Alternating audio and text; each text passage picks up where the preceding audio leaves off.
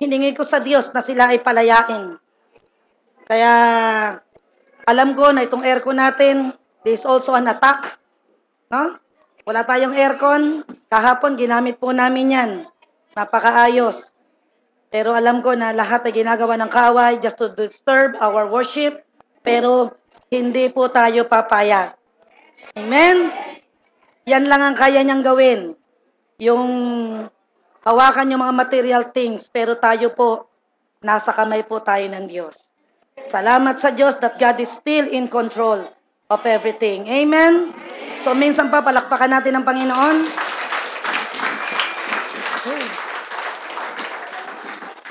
Dahil ang ating pong topic for today is the power of His resurrection.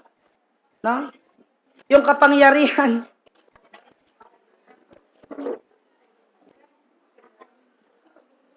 Yung kapangyarihan ng muling pagkabuhay ng Panginoong Hesukristo.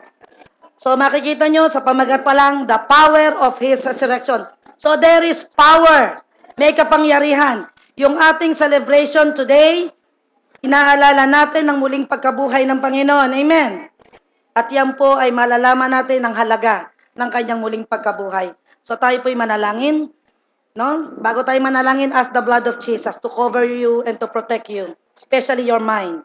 Dahil kinukurap ng demonyo ang iyong isipan upang hindi nyo maunawaan ang salita ng Diyos. So sabihin nyo ng malakas, Panginoong Jesus, hinihingi ko po ang iyong banal na dugo. Lukuban mo po ako nito. Balutan mo po ako sa pangalan ni Jesus. Ako ay anak ng Diyos. Mahal na mahal ako ng Diyos. Sa araw na ito, inaalala namin ang kapangyarihan ng muling pagkabuhay ng Panginoong Hesukristo.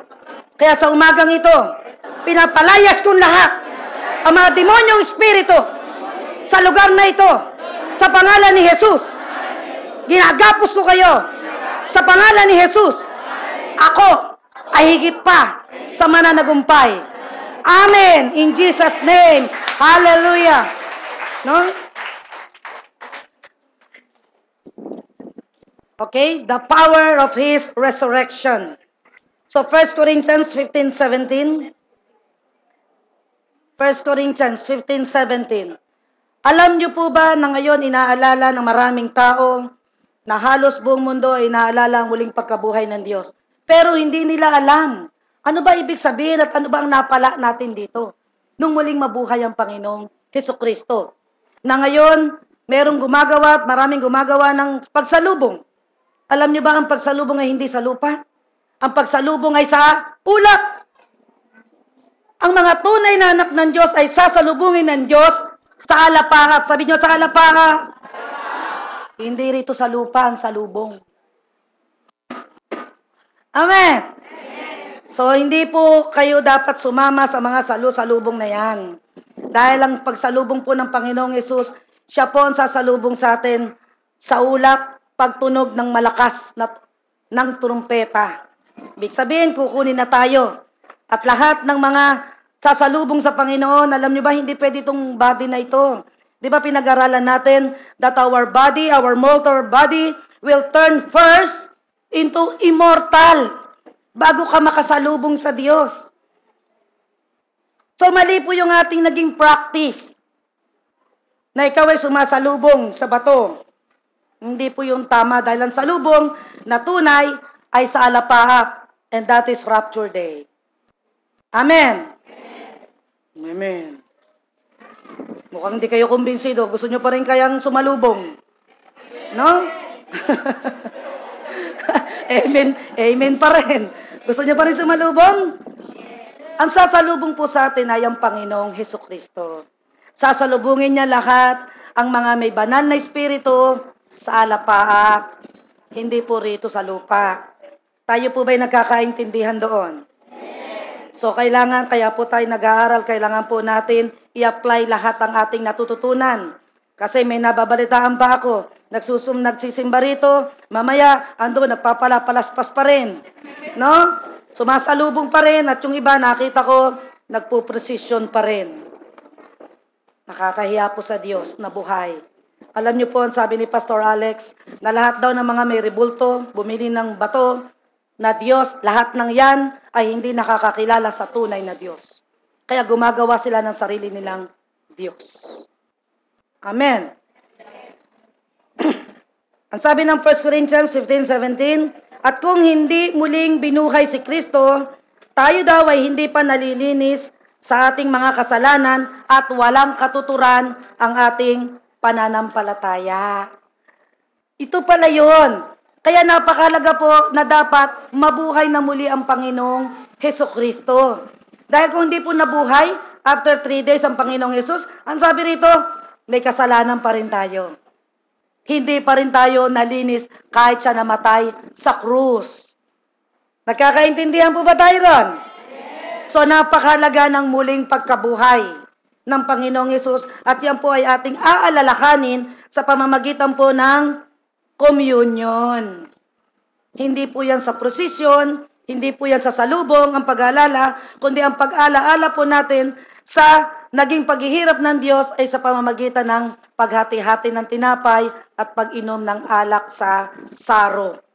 Yun po yung ways ng tamang reminder doon sa ginawang kamatayan ng Panginoong Hesukristo. Pilipos 3:8-10. Pansinin niyo po si Pablo na nagkaroon siya ng personal encounter with the Lord Jesus Christ. Ito yung sinabi niya. Sabi niya, oo, itinuturing kong walang kabuluhan. All is nonsense, sabi niya. No? Walang kabuluhan ng lahat ng bagay bilang kapalit ng lalong mahalaga. Ano yung mahalaga na yon? Yung to know Christ, our Lord, our Savior. Ang sabi, lahat ng bagay, kotse, kayamanan, bahay, relasyon, wala yan lahat. Inaari kong kalugihan yan. Makilala ko lamang si Kristo. Pero marami, pinagpapalit si Kristo, yung araw ng pagsamba kay Kristo, sa mga walang kabuluhang bagay. Kasi, hindi pa nga nila nagkakaroon ng pagkakilala sa Panginoong Hesukristo. Napakalaga po na kilala ka ni Kristo. Dahil on the judgment day, ang sasabihin sa'yo ni Kristo, lumayas ka sa harapan ko, hindi kita kilala. Amen. So, kailangan kilalanin mo siya. Kaya nung makilala ni Pablo, si Jesus Christ, nako, sabi niya, itinuturing kong walang kabuluhan. Sabi, lahat ng bagay sa sanlibutan ito, makamit ko lang, makilala ko lang si Hesukristo. Amen? Kasi nagkaroon siya ng encounter. Like us, nagkaroon kami ng encounter with the Lord Jesus Christ. Kaya alam ko, lahat ng demonyo ngayon na gumagamit ng katawan na to, nagkaroon ng manifestation.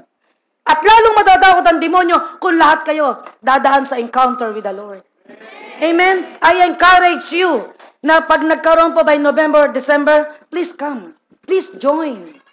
At hindi po kayo magsisisi. Magiging malalim po ang pagkakilala nyo sa Panginoong Hesukristo. Wala na dapat dahilan na may pasok ako pagagalitan ako ng boss ko ang mahirap magalit si Jesus. Amen? Dahil siyang gumawa ng mansyon at ibibigay sa lahat ng kilala niya. Kaya lahat ng hindi niya kilala, alis. Kaya sabi ni Pablo, lahat ng bagay tinuturing ko ngayon, walang kabuluhan. Makilala ko lang si Hesukristo. Palakpakan nga po natin ang Panginoon. Amen? At ang sabi ng verse 9, at lubusang makasama niya ang aking pagiging matuwid, pagiging righteous, ay hindi do sa pamamagitan ng pagsunod sa kautusan, kundi sa pananalig kay Kristo. Ang pagiging matuwid ko ngayon, buhat sa Diyos, sa pamamagitan ng pananampalataya. Alam niyo bang lahat tayo makasalanan? Pero naging matuwid tayo, naging righteous tayo, ang sabi rito, dahil sa pananalig kay Kristo. So kahit sandamu ka lang kasalanan natin, kapag kinilala mo si Jesus Christ as Lord and Savior, and then you turn away from your sin, ang sabi rito, you are righteous. And then your righteousness is from the Lord Jesus Christ. Kaya sabi ni Jesus, without me, you are nothing. Kaya nasasabi ni Jesus yun, wala kayo lahat kwenta at wala kayong magagawa pag kayo hiwalay sa akin. Kaya dapat hindi po tayo hihiwalay sa Diyos. Ang sabi ni Jesus, ako yung daan papuntang langit. Bakit ka aalis sa Kanya? Ako din yung totoo. At ako rin yung buhay. Sinabi niya na yon. Nagpapakilala siya. Pero maraming tao ayaw pa rin sa Jesus na Espiritu na ngayon ay buhay na buhay. Andun sa kanang kamay ng Panginoong Hesukristo. Verse 10, ang tanging hangarin ko ngayon, sabi ni Pablo, na dapat hangarin din nating lahat. Ang alin? Ang sabi ni Pablo, ang tanging hangarin ko ngayon ay lubusang makilala si Kristo. Maranasan ng kapangyarihan ng kanyang muling pagkabuhay. Alam niyo po ba, nung muling mabuhay si Jesucristo, tayo po'y nagkaroon ng kapangyarihan. That in the name of Jesus Christ, we can rebuke demons. Yun po yung kapangyarihan ng muling pagkabuhay. Na dapat hindi na tayo ngayon nagpapakalulong sa kasalanan. Kaya sabi ng Matthew 28, verse 18, 19, and 20. Ang sabi rito, then Jesus came to them and said, all authority in heaven and on earth has been given to me.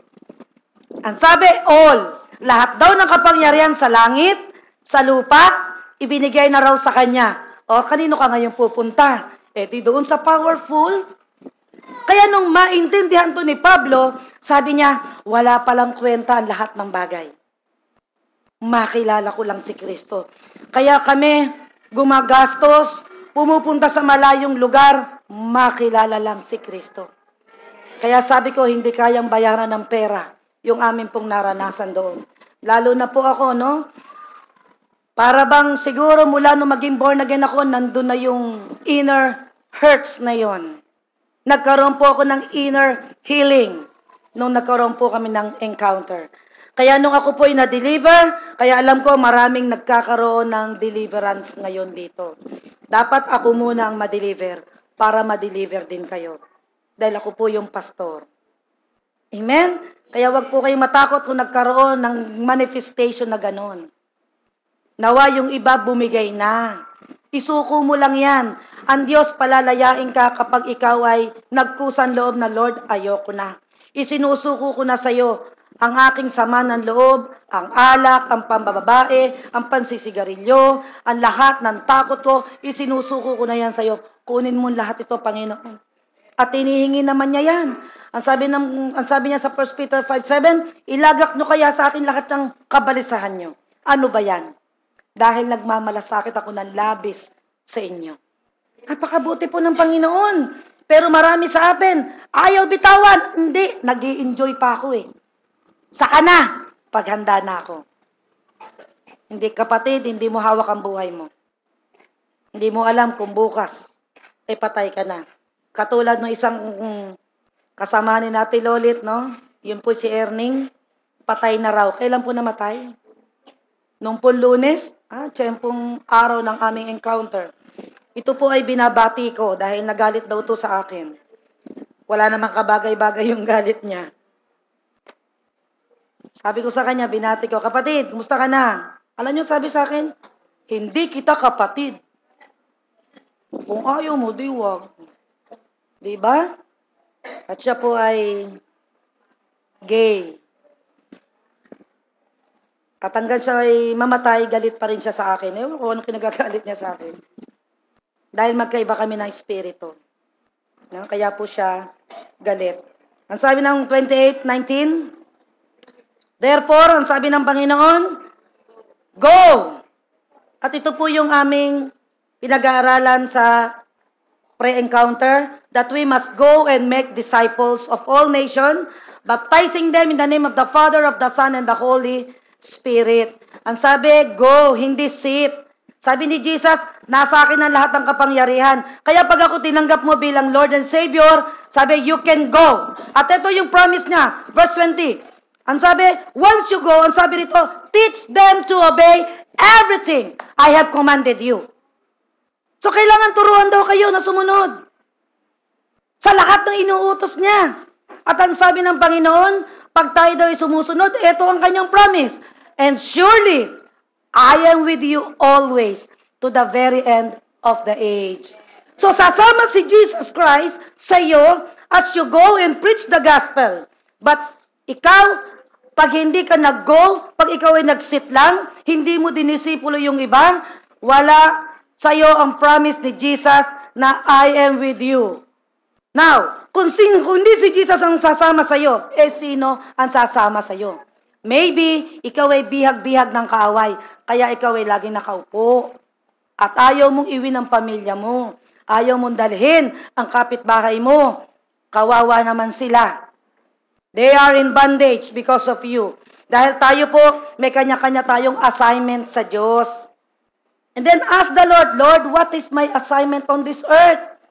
I want to do my assignment. Meron pong naka-assign na kaluluwa sa bawat isa sa atin. Alamin niyo po yan sa Diyos. Sabi ng Panginoon, Jeremiah 29:11, For I know my plans for you, and my plans for you is to prosper you. Pag kayo po ay kumikilos na sa kaharian ng Diyos, na nakaayon sa kanyang kalooban, ang sabi niya, you will be prosperous.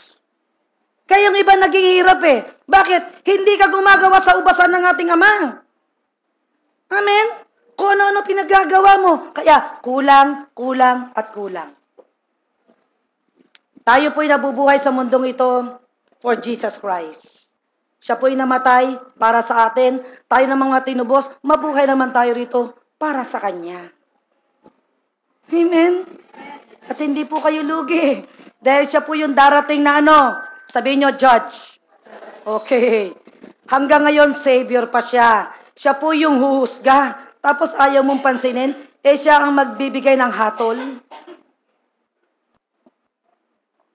Amen? Siya po yung magbibigay ng hatol. Kanino? Sa bawat alagad niya. At sa lahat ng taong hindi kumilala sa Kanya. Kaya ang sabi ng John 3:16, For God so loved the world, that He gave His only begotten Son. And those who believe in Him will receive eternal life. And those who will not believe, anong sabi? Condemn na agad sila. Guilty na agad. Amen? Nakatulan na sila. Kaya tayo, wag tayong pumayag. At alam nyo, ang Holy Spirit na nakatira sa atin ay very powerful. Inaantay niya lang mag-oo ka. Yes, Lord, I'm ready. Use me now. Nasasabi niyo ba yun sa prayer ninyo? Here I am, Lord. Use me. At mas maganda na po si Jesus ang gumamit sa inyo kesa naman evil spirit ang manirahan sa katawan nyo. Di po ba? Okay? So, yung iba, no? Dito sa Deuteronomy 28:65-67, alam nyo ba that panic attacks is in the Bible? Panic! Paano ba yung panic? Lagi na lang natatakot, takbo ng takbo. Alam nyo ba ang dahilan yan kung bakit ka takbo ng takbo? Namumuhay ka sa takot? Bakit walang nakakatakot? Lagi kang takot. Naalaman ko na po ang dahilan. Nasa Deuteronomy 28:15, that if you will not obey and hear the word of God, these curses will come to you. Ang sabi doon. So, yung pamumuhay pala sa takot, ito ay sumpa. So, napasumpa ka dahil sa pagsuway mo sa utos ng Diyos. Kaya, ito daw ang mangyayari sa lahat ng pasaway. At sa totoo lang po, ako'y naging pasaway din, naranasan ko tong panic. So, listen, yung lahat ng lagi nagpapanik. Verse 65. Kung po pwede, pakilagay sa English mamaya, for the sake dun sa mga foreigner dito. Hindi kayo mapapanatag doon. Lagi kayo mag-aalala. Mamumuhay kayo sa kabiguan at matinding kalungkutan. Kaya kita nyo, pag wala sa Panginoon, pagka mapasaway, laging malungkot, laging mahaba ang mukha, laging nakanganga. Diba? Verse 66. Laging manganganib ang inyong buhay. Araw at gabi ay paghaharian ka daw ng takot at walang katiyakan ang buhay. 67. Pakihanda yung English. Dahil sa malaking takot na likha ng inyong nakikita, kung araw sasabihin mo, sana gabi na. At kung gabi na, sasabihin mo naman daw, sana umaga na. Ito yung nararanasan at sinasabi ng mga laging takot. No? Pakilagay sa English. Among those nations you will find no response, no resting place for the sole of your foot. There the Lord will give you an anxious mind. No? Sino magbibigay? The Lord. Hindi si Satan. The Lord. The Lord will give you an anxious mind. eyes weary with longing, and despairing heart. Nararanasan niyo ba to? Sabi mo sa katabi mo, huwag kang pasaway. Sumunod ka sa Diyos. Di ba? Dahil sinabi na ng Panginoon, ito ang mangyayari sa'yo kapag ikaw ay nagpatuloy na naging pasaway. Lagi kang nagpapanik. Naranasan ko talaga yan. Sabi ko, ang galing ng Bible. Totoong totoo. Lagi kang nag-aalala. So, ang pag-aalala pala ay bahagi ng parusa. At ang laging takot ay bahagi ng parusa. Ito'y sumpa na kailangan maputol. At ano nagdala nito sa iyong buhay? Pakilagay ang Deuteronomy 28 verse 15. Ito po ay dahil sa hindi mo pagsunod. Kung po pwede, the message yung lagay mong version. 28:15. Ayun na pa, sige, pwede na yan. However, if you do not obey the Lord your God, and do not carefully follow all His commands and decrees, I am giving you today, all these curses, sabihin niyo, curses, will come upon you and overtake you. Pansinin mo, hindi ka lang nakakabulin ng sumpa, mag-o-overtake pa sa'yo.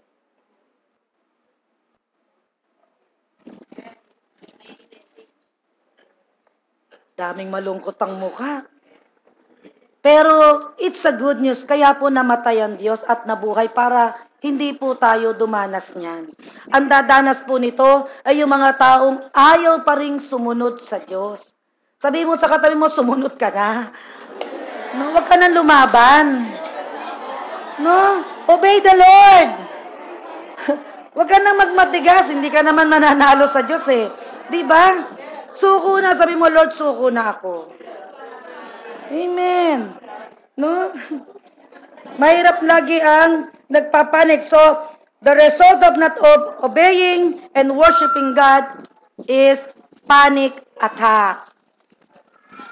Diba minsan, ano nangyari? Lagi nininervyos. Wala namang nakakatakot, pero laging parang hinahabol. At ito po pala ay parusa. Romans 8:15. Ang sabi ng Panginoon, mula nung ma-born again po tayo, ang sabi rito, for you did not receive the spirit of bondage again to fear, but you received the spirit of adoption, by whom we cry out, Abba, Father. Na ibig sabihin dito, nung tinanggap daw natin si Jesus Christ as Lord and Savior, hindi raw tayo tumanggap ng espiritu ng pagkalipin upang matakot uli. Ang tinanggap daw natin na spirit of adoption. Ano ibig sabihin ng spirit of adoption? Spirit of adoption is also the Holy Spirit. Iyon doon yung tatak at ito yung guarantee ng Diyos na ikaw ay Kanya. Kaya sabi niya, now, meron ka ng spirit of adoption, you can call me now. Sabi ng Ama, you can call me Father. You can call me your Abba Father, your Heavenly Father. Diba? Kung meron man ditong nag-ampon, kung ikaw ay nag-ampon, hindi mo sasabihin, oy, eto yung ampon ko, oh. Ang sasabihin mo dyan, eto, anak ko din to. Ganun po yung kalagayan natin sa Diyos. Hindi po tayo tinatawag ng Diyos na ampon. Kahit tayo merong spirit of adoption. Tayo po ay anak. Kaya sabi, by whom we cry out, Abba, Father. Di ba? Pwede ka nang tumawag sa Diyos ngayon ng Ama, Ama ko, dahil sa Espiritu ng Diyos na nakatira sa atin, the day that we receive Jesus Christ as Lord and Savior, kaya hindi mo kailangang mabuhay sa takot. Na kaya ka pala natatakot ngayon, please listen, na kaya mo pala nararanasan ng laging mag-alala at matakot dahil pasaway ka sa Diyos. Kitang-kita po natin yun sa Deuteronomy. Lahat na nang hindi sumusunod sa Diyos ay nakakaranas daw ng takot at pag-aalala. Kaya pala sabi ng Diyos, Matthew 6, pakilagay lang, no? Kahit hindi mo na ilagay, Matthew 6:25-34 nakalagay yan. Ang sabi doon, be anxious for nothing. Huwag daw tayong mabalisa. Huwag daw tayong mag-alala. Ang sabi ng Panginoon, huwag kayong mag-alala sa kakanin, iinumin, o dadamitin. Dahil yan daw mga bagay na yan, Ito daw yung laging iniisip ng mga taong walang Diyos. Hello? Ang tao pala nag-iisip ng, anong kakanin ko mamaya? Ano iinumin ko? Ano dadamitin ko? Ang sabi ng 632, pakilagay. Nakalagay dyan, iyan daw ang laging iniisip ng mga walang Diyos. Kayo ba'y may Diyos? Yes. Kayo ba'y merong Ama sa langit? Yes. Kaya sabi ng Ama, huwag kang mag-alala. Hindi mo dapat iniisip yan. Dahil meron kang Ama sa langit. Kaya sabi ng Panginoon, tingnan mo ang ibon. Tingnan mo ang damo. Kapag kayo nag-aalala na, isipin nyo ang ibon. Tingnan mo ang katabi mo. Tingnan mo ang katabi mo. Hindi ko sinabing mukhang ibon yan, ha? Sabi ko.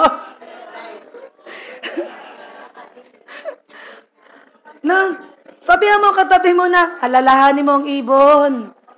No? Ang ibon po, hindi nagtatanim, hindi nag-iipon, pero pinapakain sila ng Diyos. Kaya sabi ng Panginoon, pag nag-aalala ka na, look at the birds. Look at the water lily. Look at the grass. Mamamatay na bukas, dinadamitan ko pa. Ikaw pa, kamukha ko, anak ko pa. Anong pinag-aalala mo? Ba't ka nag-aalala? Kaya, pag ikaw nag-aalala, eto na, nagpapanik ka na. Sabi ng Lord, live by faith, not by fear. Amen. Kaya pala nagpapanik kasi isip ng isip, anong kakanin ko bukas? Wala na akong ganito, wala na akong ganun. Yan po ay ugali ng taong walang Diyos. Hindi anak ng Diyos. Kaya pag merong nag-aalala, naghihingi sa inyo, wala akong ganito, wala akong ganyan. Abay, humingi ka sa ama mo. Di ba tayo mga babae?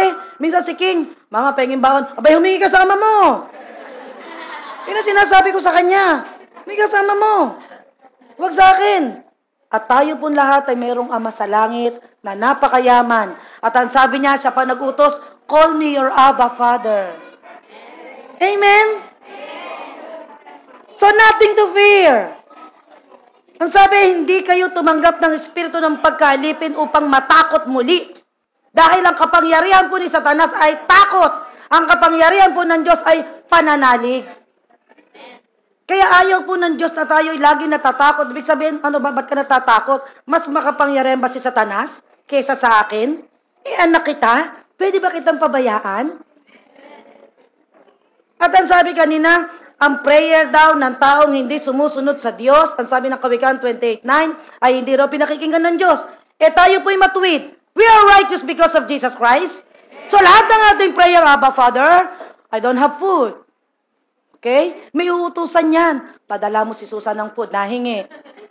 Kahit daw uwak, pwedeng utusan ng Diyos para ibigay sa'yo. Ganun po ka-powerful ang ating Diyos.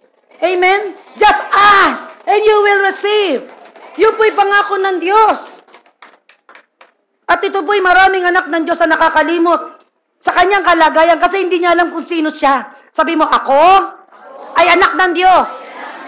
Oh, anong dapat mo'y katakot? Ang ama mo nasa langit at makapangyarihan, may-ari ng langit at lupa. Lahat ng minana ni Jesus Christ, atin din. Kaya we have the spirit of adoption.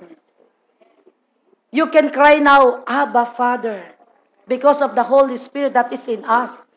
Kaya, alam nyo, hingin nyo sa Diyos yung pusong masunurin. Kasi kaya tayo tinutulak ni Satanas na para sumuway at magkasala, ay para tayo ay laging magpanik. Yung sumpa ay dumating sa ating buhay. Kaya huwag niyong hangaring maging pasaway. Kasi yung sumpa, meron pa ako narinig, hindi totoo yung sumpa-sumpa na yan. Nakasulat. These curses will come upon you and overtake you. Uunahan ka pa niyan. Papunta ka pa lang doon, andun na yung sumpa, nag-aabang na sa'yo. Nauna pa sa'yo. Amen? Dahil pasaway. Wala pong magandang pupuntahan at walang magandang future ang mga pasaway. Ang sabi ng Biblia, sinabi na ang future, hindi nyo na kailangang magpahula. Sabi, kapahamakan ang dulo ng pagiging pasaway. At ang pinaka-final destiny nun, hell. May panalo ba sa pagiging pasaway? Wala po. So, ano ang ginawa ko nung pasaway ako? Alam niyo, sumuko ako, nitaas ko kamay ko, lumuhod ako. Lord, ayoko na maging pasaway. Sawa na ako sa problema. Sawa na ako sa panic. Sawa na ako sa takot. Sawa na ako sa kakapusan, sa kahihiyan, sa lahat. Ayoko na, Lord. Gusto ko sa'yo na lang ako. Ano ba ang plano mo sa buhay ko? Payag na ako kung ano man yan. Basta plano mo lang masunod sa buhay ko. At gusto kitang makilala, Panginoon. Gusto ko maging mahalab. Tinugon po ng Diyos ang aking panalangin. Kaya ako nakatayo ngayon sa harapan ninyo. Amen? Ang sabi ng Lord, just ask. Just tell me, my child, what do you want? Napakabait po ng ating Ama. Sabi niya, bigay mo nga sa akin lahat yung kabalisahan mo. Inihingi po ng Diyos dahil mahal na mahal niya tayo. Pero marami sinasarili. Ito, tip ko po sa inyo. Ang kapangyarihan at kalakasan po ni Satanas ay nasa pagtatago ng kasalanan. Ulit. Ang kalakasan ni Satanas sa ating buhay ay nasa pagtatago ng ating lihim na kasalanan. Kailangan i-expose mo yan, sabihin mo yan. At huwag lang sa basta-basta sa godly people, ang sabi ng awit. Do not ask counsel from the ungodly. Ask counsel. Humingi daw po kayo ng payo sa mga makadiyos. Dahil baka i-chismis pa kayo. Diba? So napakalaga po ng ating natututunan ngayong gabi. Ang sabi, pag ikaw nag-aalala, maghanap ka ng ibon. Ang ibon, lipad ng lipad, hindi naman nagtatrabaho, hindi na mo problema. Ba't ikaw, na anak ng Diyos, na mo problema? Amen. 2 Timothy 1:7. Ang sabi ni Timoteo, for God has not given us the spirit of fear, but of power, and of love, and of a sound mind. Ang sabi, ba't ka natatakot? Hindi naman kita binigyan ng espiritu ng pagkatakot at pagkamahiyain. Ang ibinigay ko sa iyo, espiritu ng power, kapangyarihan, pag-ibig. Hindi, kaya mo na ngayong ibigin ng mga kaaway mo because you have received the spirit of love. Amen? And of a sound mind. Matinong pag-iisip ang binigay sa atin ng Diyos. Ba't hanggang ngayon, di ba matino isip mo? Sabi ng Lord, I have given you sound mind. Matinong pag-iisip ang binigay ko sa inyo. Amen? So, nasaan yun? Yung binigay ng Lord na yun. Pero marami sa atin, namumuhay sa takot. Kita nyo ang fear? Spirit. So, this is an evil spirit, ang fear. Kaya pag kayo laging natatakot, andyan na Meralco, natatakot ka. No? Andyan na yung maniningil, natatakot ka. You ask the Father, Lord, gusto ko makatapos na rito sa utang na ito. I want to be debt-free. At iyan po i-declare ko sa sarili ko, now I'm totally debt-free. Dati lubog na lubog po ako sa utang. Na lalong yun ang pumapatay sa akin sa pag-aalala. Na ngayon, di na ako nag-aalala. Di ko na ngayon alam paano ko uubusin. Amen! Praise the Lord! No? Ang Diyos, sabi ko, kung ito'y nalaman ko na noon pa, sana noon pa ako naging masunurin. Hindi ko po alam pala ang pasaway, may sumpa. Ayoko na. Talagang naranasan ko yung sana umaga na. Pag umaga na, sana gabi na gusto ko na matulog. Nagkukulong po ako sa kwarto for 6 months. At gusto ko nang mamatay. Ngayon ko lang nalaman, ito pala'y bahagi ng pasaway. At kilala niyo ako, alam niyo pasaway ako. Di nga bagay sa akin maging pastor di ba? Kaya ako mismo, sasabihin ko, di rin bagay sa akin maging pastor, dahil pasaway ako Pero ang Diyos po ang pumili. No? Ang Diyos ang pumili, and I now enjoying being a pastor. Dahil alam ko, maraming katulad ko na pasaway. Na ngayon, sumuko na rin kayo. Alam niyo ang Diyos, ang sabi niya, sumuko ka lang Just call me and I'll be there. Ang sabi niya, no?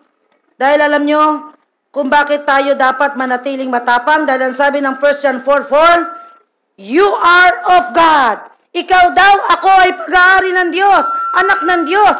Ang sabi rito, little children, and have overcome them. Because He, Jesus Christ, who is in you, is greater than who is in this world.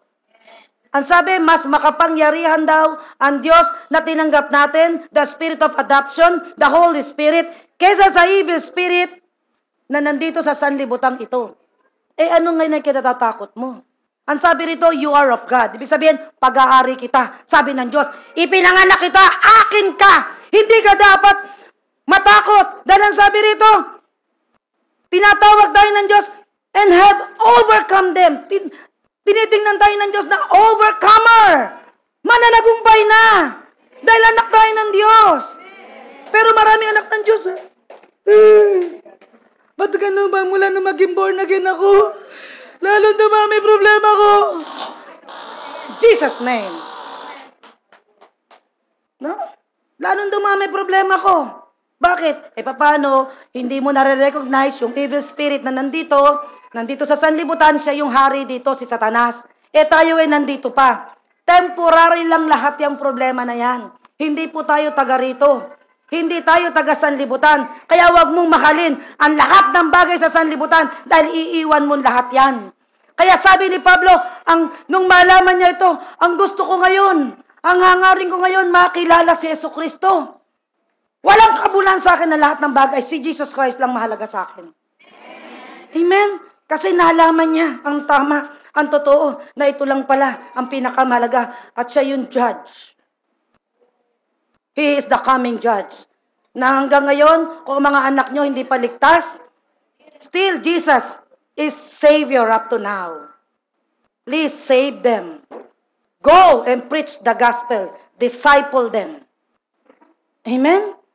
Pag sinabing disciple, alagad. Hindi yung punta dito, sa linggo, wala. Ba, hindi ka disipulo. Dahil ang sabi ng John 8:31, if you continue in my word, then you are my true disciple. Kung ikaw daw ay nagpapatuloy sa kanyang salita, tunay na ikaw nga'y alagad ko, sabi ni Jesus. Pero kung hindi ka nagpapatuloy sa salita, tapos sasabihin mo, hindi naman ako nakakalimot sa Diyos nandito siya. Sabi ng Diyos, yun lang, mga nagpapatuloy sa salita ko, ang mga alagad ko. Ngayon, kung hindi ka nagpapatuloy, ikaw ay nasa bahay mo lang, at sasabihin mo, ang Diyos ay nasa puso mo, nadadaya ka na, kapatid. Hindi natin pwedeng pasinungalingan ang salita ng Diyos. Ang sabi, if you continue in my word, then you are now true disciple. Bakit nandun yung word na true? Kasi may false disciple. Baka kalahi ka ni Judas. Si Judas kasi disciple din. Pero tinalikuran si Jesus Christ nung malapit na siyang mamatay. Alam nyo ba si Satan, alaman ko, si Satan pala, hindi mahalaga sa kanya kung paano ka na born again. Hindi kanya pipigilan. Ang mahalaga sa kanya yung malapit ka ng mamatay. Dapat pag malapit ka ng mamatay, sa kanya ka mapunta. Ang basihan po dito ay yung buhay mo sa huling buhay mo. Hindi yung mula bata ka hanggang matanda ka, pasaway ka. Tapos at sabi mo, pupunta ka ng langit. Niloloko mo sarili mo. Mahalaga po sa Diyos yung ating huling buhay. Kaya minsan, di ba, pag meron na mamamatay, magsisi ka na sa kasalanan mo. Tanggapin mo na si Jesus Christ as Lord and Savior. Di ba, pagsisihan mo na lahat dahil mamamatay ka na. Patunyo nang antayin mamatay ka dahil baka maging ang kamatay niyo bigla, hindi ka makapagsisi. Di ba? Pero dapat sa atin, sabi ng Diyos lagi sa atin, maging handa kayo. No? So, yung mga tumanggap kay Jesus Christ as Lord and Savior, ito po yung ating authority. Ito po yung ating power na galing sa Kanya. Number 1, believer's authority in Jesus' name. Sabi nyo, in Jesus' name. So pag ikaw ay natatakot at nagiging pasaway, sabi mo, in Jesus' name, I rebuke you. Spirit of rebellion, lumayas ka sa pangalan ni Jesus. Ikaw mismo magko-command niya sa sarili mo. Dahil ang ginagawa pong tahanan ni Satan is our body. So rebuke the spirit of rebellion. Amen? In Jesus' name. Sabi nyo, in Jesus' name. Lumayas ka. Spiritong pasaway. Ganun lang pong kasimple magpalayas. No? Ano pa? The blood of Jesus. Pag kayo nagpalayas, ask the blood of Jesus to cover you. Para hindi ka ma-attack, hindi ka mabalikan. Amen. Sabihin nyo, Panginoong Jesus, balutan mo po ako ng iyong banal na dugo. Ito po'y magagamit niyong matindi Kung may lindol, may baha, may sunog, may aksidente, may holdapan, sabihin nyo lang, Lord, hinihingi ko yung banal na dugo. Balutin mo po ako, maliligtas po kayo. 100%. Amen? Napakahalaga po niyan dahil hindi po tayo laging magkakasama. At ang lindol, kita nyo, hindi natin alam kung kailan na-atake. Just ask the blood of Jesus. May tsunami, ask the blood of Jesus. Even the angel of death cannot pass through the blood of Jesus. Grabe po ang protection yan. At yan po ang number 1 na kinatatakutan ni Satanas. Ang dugo ni Jesus kasi ang tumalo sa kanya. Yung bawat dugo na ipinako sa kanya, yung tumatalsik doon, talo ng talo si Satanas. Kaya nung namatay siya, sabi ni Jesus bago mamatay, finished na, it is finished. Tapos ko nang bayaran na kasalanan ng buong sangkatauhan. It is finished. Kaya we have all the power from the Lord Jesus Christ. And then, number 3, our authority is the Word of God. So, hindi pwede ang isang sundalo ng Panginoong Jesucristo ay walang alam sa salita ng Diyos. Dahil ang Spirit of Adoption, the Holy Spirit, ay kikilos through the Word of God. Ano ang ipapaalala sa iyo ng Holy Spirit kung wala kang Word of God? Sabi niyo, 3 chapters. Yan ang babasahin mo. 3 chapter a day makes the devil away. Ilan chapter? Kung kumain nga kayo sa katawan nyo, 5 beses 7 beses Pagdating sa kaluluwa, 3 nga lang ito po yung mahalaga. So, hindi pwedeng, dami kong trabaho kasi kayo makapagbasa. Hindi po katawan ang ililigtas ni Jesus, yung pong kaluluwa. At ang salita po ng Diyos, ang nag-iisang pagkain ng kaluluwa mo. Pag kayo po mayroong Word of God 3 chapters a day, this is the food of your mind, your emotion, and your decision. Magiging tama ang isip mo. You can say no to sin kapag ikaw ay may food for the soul. Pero pag wala po kayong food, kahit ikay simba ng simba rito linggo-linggo, hindi ka magiging tagumpay sa kahinaan mo. Never. Hindi sapat ang isang oras dito para kumain. Tapos 7 days kang gutom. Laglag ka. Yari ka kay Satanas. Hindi ka magtatagumpay. Amen? So James 4:7, last verse. Kaya ang sabi rito, submit to God, resist the devil, and he will flee from you. Kaya dito, number 1 utos, sumunod ka sa Diyos. Mag-submit ka sa Kanya. Magpasakop ka sa Diyos. At pag ikaw ay nagpasakop sa Diyos, ang sabi rito, pwede mo na ngayong palayasin ng dyablo. At lalayuan ka daw niya. Pero kung wala kang submit sa Diyos, ikaw ay rebelde sa Diyos, ang sabi, you cannot resist the devil. Hindi mo siya mapapalayas. Ikaw ang palalayasin ni Satanas dito. Sa church. Ikaw ang palalayasin sa church. At hindi raw siya aalis sa'yo. Amen? Sabihin mo sa katabi mo, mag-submit ka sa Diyos. No? Mag-submit ka sa Diyos. Praise God. No? So, pwede po ba tayong tumayo? So, today we will celebrate the goodness of God. Amen?